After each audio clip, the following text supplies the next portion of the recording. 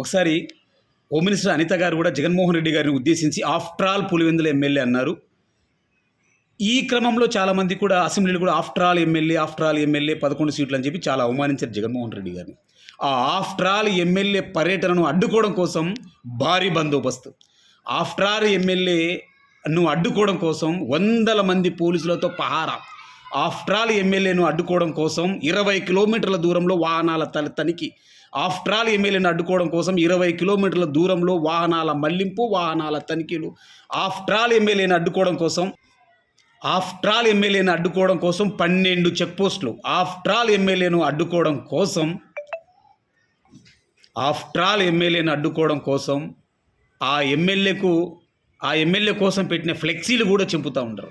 After all MLA పర్యటనను అడ్డుకోవడం కోసం పోలీసులే, దేశంలో ఎక్కడ జరిగిండదు అనుకుంటా, పోలీసులే ఎవరన్నా జనాలను తరలిస్తే మీ మీద రోడీ షీట్లు ఓపెన్ చేస్తామని చెప్పి బహిరంగంగానే ప్రదర్శిస్తూ ఉన్నారు, అనౌన్స్ చేస్తూ ఉన్నారు.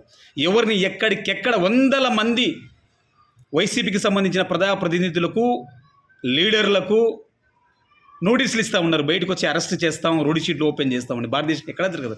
ఆఫ్టర్ ఆల్ ఎమ్మెల్యే పర్యటన అడ్డుకోవడం కోసం కూటమికి చెందిన 3 పార్టీలు కలిసి వాళ్ళతో పాటు మైన్ స్ట్రీమ్ మీడియా, పత్రికలు రకరకాలుగా కథనాలు, డిబేట్లు చేస్తూ ఉన్నాయి.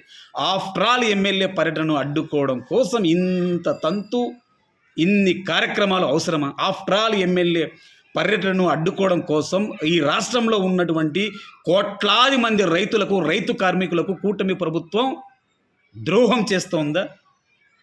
రైతులను పరామర్శించడానికి, మామిడి రైతులను పరామర్శించడానికి బంగారుపాలెం వెళితే జగన్మోహన్ రెడ్డి గారు ప్రతిపక్ష నేతను ఇంత ప్రభుత్వం అడ్డుకోవడం ఎంతవరకు సమంజసం?